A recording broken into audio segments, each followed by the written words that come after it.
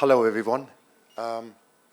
It's a great pleasure, an honor, and I feel very humbled to be together with you today.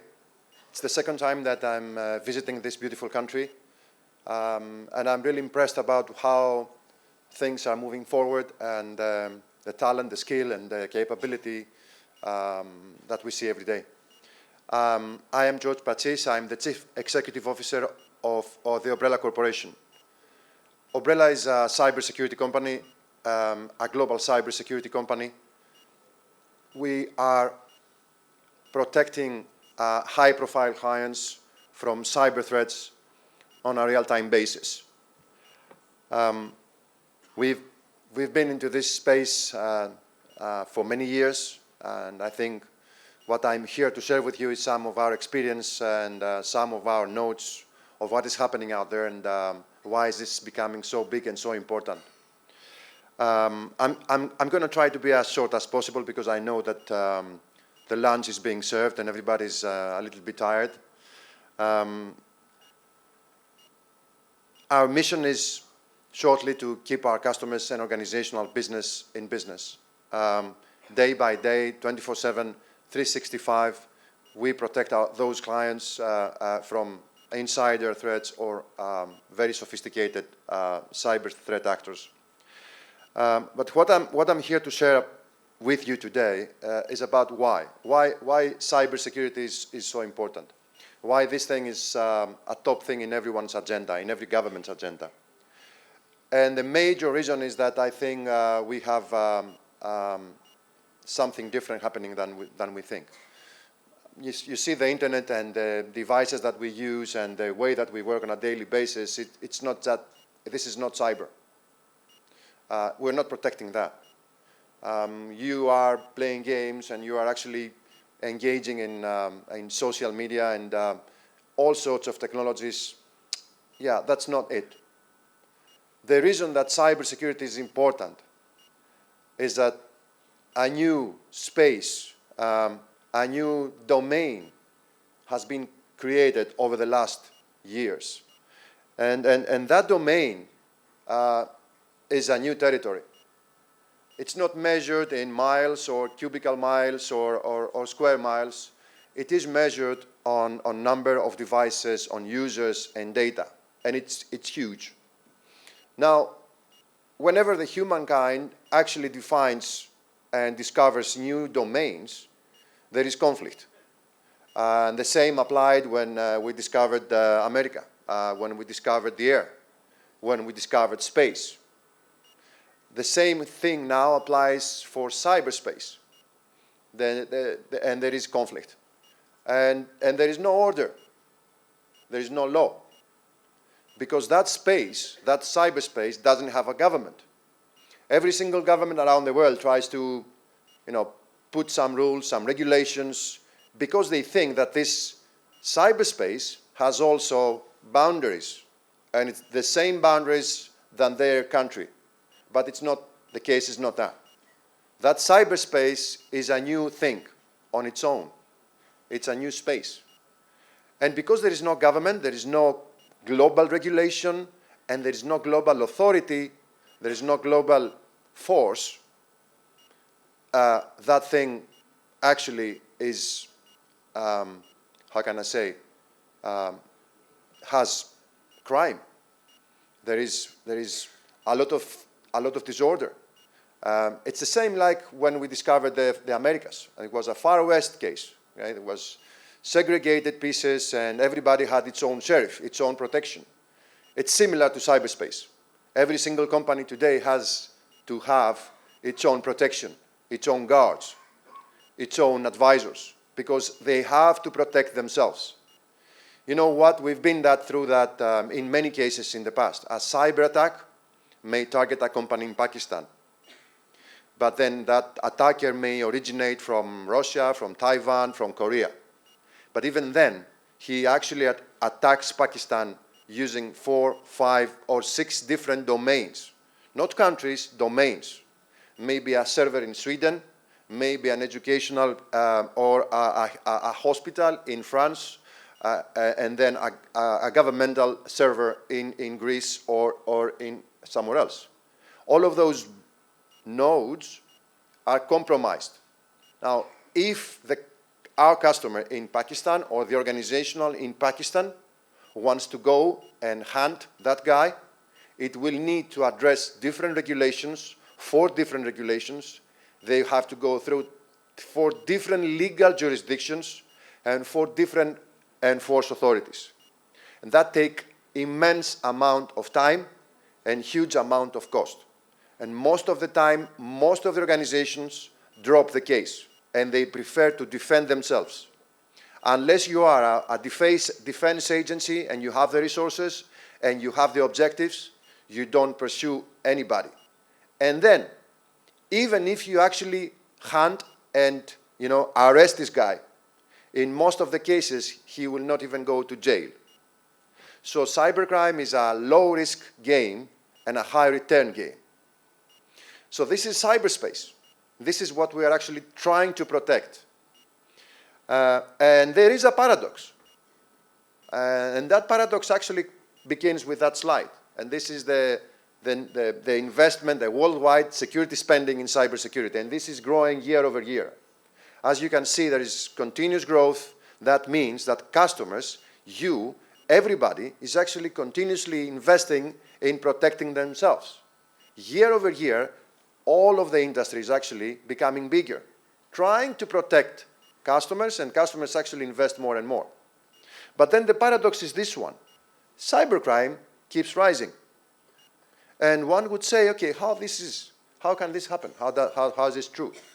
I mean, for example, when we are trying to fight narcotics or illegal drugs, and we invest in authorities, invest in regulations, invest in and hunting those guys, drug trafficking goes down. How come when we invest in cyber, everywhere, globally, year over year, cybercrime keeps rising? And this is the paradox. Now, we think that because of that paradox, and that was a foundational, if you like, concept for Umbrella Corporation, is that the market is failing. We are failing. And these are some numbers that you can see. I mean, on average, every single company uses 20 different vendors to protect themselves. It takes more than 287 days that a hacker goes undetected. So until you actually identify, on average, that you are compromised, you will maybe, on average, take 287 days until you detect. Of course, you understand that by the time that you detect that you are compromised, this is already too late. But that's the average, still, even in 2023. So those numbers actually demonstrate gloriously that something is not right, something is not there, something is missing from our concept and our approaches. So why cybersecurity is failing? Why is that? Before I actually explain the why, I would like to tell you, speak about principles. And the principles are, complicated problems versus complex problems. And there is a huge distinction in mathematics for solving those 2 different types of problems. Now, complicated problems are predictable. The outcome, the solution of a complicated problem is predictable. So you can fairly accurate, you can say that it will take time, it will take ages maybe, but yeah, I will solve that. That's a complicated problem. A complicated problem is, for example, if I had to take my car apart, it would take ages for me to learn how the car works and how I need to put it apart and piece by piece put it back together. But yeah, fairly accurate, I would say, yeah, at some point in time I will make it. It's predictable. The outcome, the solution is there. The contrast with a complex problem is that you will never be sure that you have the right answer. The predictable outcome, it's an unpredictable outcome. And as solutions, for example, for weather, systems for predicting the stock exchange, those are unpredictable, and those are complex problems. So in the similar situation, if I tell you how much time does it take for you to take your car from your house and go to your work tomorrow, and tell me what's the time, that's a very hard problem. There is a lot of uncertainty. And that's why that problem is a complex problem. So the idea here is cybersecurity is a complex science. It is a complex science because of the uncertainty, because of the volatility. It has specific parameters like every other complex problem, like nonlinearity, emergent properties, feedback loops, everything that you need actually looking to find into a complex problem, it's in cybersecurity. So if it's if it's a complex problem, we think that we're actually addressing this as a complicated one because we think there is a solution. We are moving and putting barriers. We are investing more and more, trying to make the inevitable, impossible.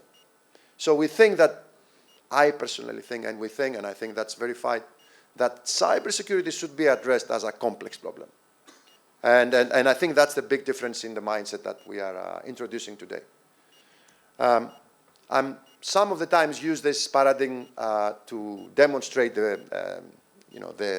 those principles, and actually had a fight and a big argument in a public in London in a very big event where I actually had that dispute with the head of research of the British Space Agency. And the argument was, what is harder, solving cybersecurity or going to Mars? And it was a very nice talk where actually Gary Hunt actually agreed with me that cybersecurity is harder than going to Mars. Why? Because going to Mars is a very complicated problem, but at some point in time we will be there. But cybersecurity, it's something that's very hard to solve. So moving from complicated to complex, I think our current security management structures, our security models are actually made to block everything, to keep everything out, to make sure that nothing happens. Big castles, make big goals, try to avoid everything from happening, and be certain that this thing, will never happen to us. This is the strategy for every security office around the world. Let's make sure that nothing happens. Okay, we are definitely confident that nothing will happen. And but I think, that's not the case. And moving from data poor but fairly predictable things to data-rich and uncertain ones is a fact. So I think the most important thing in managing complexity is to actually accept that, probability one, every security system, no matter how complicated, how sophisticated, it will be compromised at some point in time. So that's a certainty. And based on that certainty, we need to go back. We need to go back and accept the fact that we will be hacked, we will be compromised, we will lose data. And the point is, how can we be aware? How can we actually assess that? How can we detect that very early in the life cycle? How can we be agile, resilient? And that's the model that we're introducing and the mindset shift that we're actually pushing in as Umbrella, and all of our research is around these principles. And those principles are about real-time risk management.